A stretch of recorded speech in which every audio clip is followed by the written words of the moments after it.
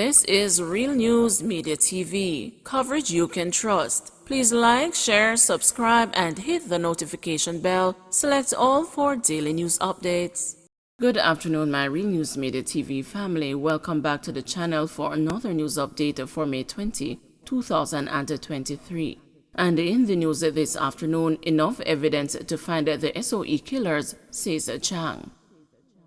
Following Wednesday night's double murder in Bogue Village, which took place just over 24 hours after a state of emergency was declared in St. James, National Security Minister Dr. Horace Chang is giving assurance that the police have the means to apprehend the perpetrators. Chang, who toured National Water Commission facilities in Norwood, St. James, alongside Matthew Samuda, Minister without a portfolio in the Ministry of Economic Growth and Job Creation with responsibility for the environment, said he expected the SOE to impact the carnage in the parish. The SOE is not a perfect tool, but it has significantly impacted the level of violence around the St. James, Hanover and Clarendon, and that incident was one incident which had a tragic outcome. There is enough evidence to find the players and the perpetrators and to deal with them, said Chang. Unfortunately, it happened in the area of a SOE, but it reflects the level of availability of firearms in Montego Bay and the person's willingness to challenge the law at any time. There was a killing in Bogue just a day before the SOE was declared, involving a particular individual who is from the Bogue Hill area, and this incident appears to have been a reprisal coming out of that event, explained Chang. In the Bogue Village incident, 4 men were shot by gunmen at a cashpot outlet. 30-year-old businessman Jermaine Miller of Bogue Village and a man identified only as Tall Man were killed. The police have good information and good intelligence, and they should be able to apprehend the perpetrators rapidly. They have apprehended quite a few individuals who the police have cases against, including a major scammer who may not be a triggerman, but who is critical to providing the tools to pull the trigger and the cause of violence, said Chang. Work has been going on and we are satisfied with the level of apprehension, but we still need to find more of the killers. Another British woman charged over cocaine seizure at Sangster Airport. Another British woman has been arrested and charged for allegedly attempting to smuggle cocaine out of Jamaica.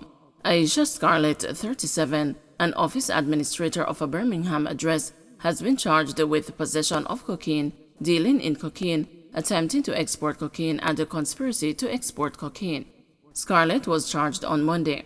She is scheduled to appear before the St. James Parish Court on Wednesday, May 24. The police say Scarlett was apprehended on Saturday, May 13, while at the Sangster International Airport in Montego Bay, St. James. They say during a routine security check, her luggage was searched and 4 packages of cocaine weighing over 2 kilograms were removed from a hidden compartment. The police say the drug has an estimated street value of £60,000. Scarlett was then arrested. Retired nurse among 2 British nationals to get prison time for cocaine smuggling. A retired nurse was one of 2 British nationals who were yesterday each sentenced to 10 months in prison and fined a total of $1.5 million for attempting to smuggle cocaine from Jamaica back to their homeland. Lauren Bartley pleaded guilty to the charges of possession, dealing, and attempting to export 11 pounds of cocaine, which were found in his suitcase on a flight destined for England at the Sangster International Airport. The court imposed a fine of $500,000 or 6 months in prison for possession of cocaine and a fine of $1 million or 6 months for attempting to export cocaine, with the sentences to run consecutively if the fines are not paid. The 59-year-old retired nurse was admonished and discharged for dealing in cocaine. The facts are that on May 6, Bartley checked in at the Sangster International Airport in Montego Bay, St. James, to board a flight to Birmingham, England. During a routine security screening, anomalies were detected in his carry-on bag, and both the bag and his suitcase were examined and subsequently found to have false compartments. The compartments were examined and a white powdery substance resembling cocaine was found. Bartley was subsequently arrested and charged. Meanwhile, at his hearing, 37-year-old construction director Luke Bradley, who also pleaded guilty, was sentenced to 10 months imprisonment.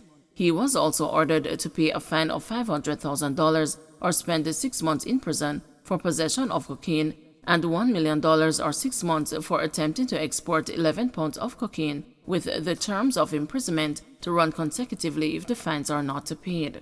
He was admonished and discharged for dealing cocaine. The court heard that on May 6, Bradley too checked in on the flight that was going to Birmingham. The police reported that during a routine security screening, his luggage was searched and, like Bradley, 11 pounds of white substance resembling cocaine were found. Bradley was taken into custody and he was later charged. Meanwhile, a third British man, Bertrand Hodges, 49, was remanded until June 16, when his bail application, which began yesterday, will continue. Hodges, Barclay, and Bradley are all of Birmingham addresses. The police had reported that following the arrest of Barclay and Bradley, further investigation led cops to take Hodges into custody. They alleged that Hodges was a co-conspirator in the matter. According to the police, Hodges was the organizer of the contraband that was found in possession of Bradley. They alleged that he would source the drug locally and pass it on to carriers. During the investigation, Hodges was arrested in St. Anne and he was later charged with a conspiracy to export cocaine. He has denied the allegations. Crime still plaguing Jamaica despite SOEs seize Golding. Opposition leader Mark Golding says crime continues to plague Jamaica as he commented on the latest declaration of states of emergency for St. James and Hanover as well as Clarendon. Speaking with the media Thursday following a tour of southwest Clarendon, Mr. Golding said he had not seen much evidence of the SOE in that parish. He again criticized the government for its continued use of the measure, arguing that that's the only tactic that they seem to have and it's not a tactic that's relevant for the country. The latest states of emergency were declared on Tuesday. Prime Minister Andrew Holness said the security measure came in response to a surge in criminal activities within the 3 parishes. Disgruntled Jamaicans urged to keep pressure on government for accountability. Donovan Wignall, president of the Micro, Small and Medium-Sized Enterprise Alliance, is appealing for Jamaicans outraged over the new salaries for the political directorate to keep up the pressure to ensure a transparent accountability system is put in place. Speaking with the news, Mr. Wignall said he had no sympathy for the government as the backlash from the public is of its own making. But he warned that if the people allow it, the outrage and the calls for accountability will be another 9-day wonder. If we allow it, it will be another 9-day wonder.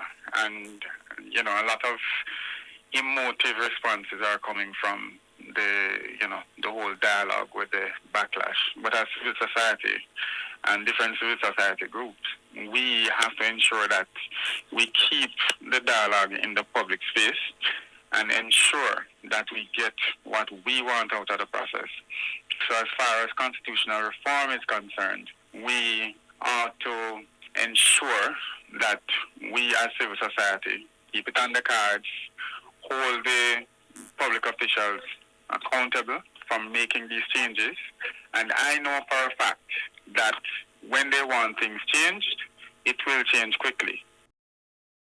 Don't forget to like, share, subscribe, and hit the notification bell. Select all for daily news updates.